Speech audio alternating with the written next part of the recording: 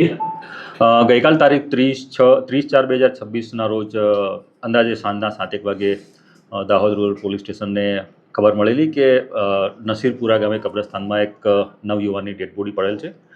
જે અનુસંધાને માનનીય રેન્જ આઈજીપી શ્રી વિધિ ચૌધરી સાહેબ તેમજ એસપી શ્રી રવિરાજસિંહ જાડેજા સાહેબ નવોના માર્ગદર્શન હેઠળ તેમને જાણ કરી અને તેમની સૂચના મુજબ એલસીબી, એસઓજી અને દાહોદ રૂરલ પોઈન્ટ શ્રી કામળિયા સાહેબ તમામે ટીમ ભેગી કરી અને ત્યાં તાત્કાલિક પહોંચ્યા. સૌથી પહેલાં તો મરણ જનારની ઓળખ કરી તો માલુમ પડ્યું કે મરણ જનાર છે એ નાની ખરજનો રહેવાસી છે, જેનું નામ અરવિંદ હતું. ત્યાર પછી તેની ઓળખ થઈ ગયા બાદ તેને કેવી રીતે મારી શકાય હોઈ શકે, કેવી રીતે મારી શકાય હોઈ શકે, શું કારણ હોઈ શકે તે શોધવાની કોશિશ કરતાં માલુમ પડેલું કે જે મરણ જનાર છે તેની પત્નીને અમિતભાઈ રાજુભાઈ ડાંગી કરીને એક છોકરો છે એની જોડે પ્રેમ સંબંધ જૂના હતા છેલ્લા 4 વર્ષથી, એવું પ્રાથમિક દ્રષ્ટિએ જણાઈ આવ્યું છે.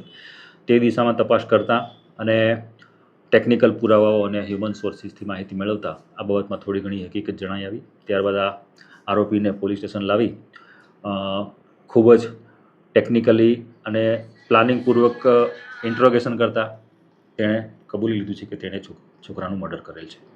સર, આમાં કેટલા લોકો ઇન્વોલ્વ છે મર્ડરમાં? હાલમાં તો પ્રાથમિક દ્રષ્ટિએ એવું કહે છે કે એકલો જ હતો, પરંતુ અન્ય કોઈ સંડોવાયેલા હતા કે કેમ તેની તપાસ તજવીજ હાલમાં ચાલુ છે. વધુ પ્રકાશ આપણે 2-3 દિવસ પછી પાડી શકીશું. કેટલા દિવસના રિમાન્ડ મળે છે? આ કામના આરોપીને આજ રોજ નામદાર કોર્ટમાં રજૂ કર્યો હતો. નામદાર કોર્ટે 6 દિવસના રિમાન્ડ આપ્યા છે. 6 દિવસના રિમાન્ડ દરમિયાનમાં એણે કયું હથિયાર વાપર્યું હતું, ક્યાંથી હથિયાર લાવ્યો હતો, શું હતું, કેટલા દિવસથી આયોજન હતું, તે તમામ પાસાઓની તપાસ કરવામાં આવશે. સર, આ મરણ જનાર અને મારનાર આ બંને વચ્ચે શું સંબંધ હતો અને અગાઉ આ લોકો કઈ હિસ્ટ્રી સીટર તરીકે પંકાયેલા છે કે કેમ?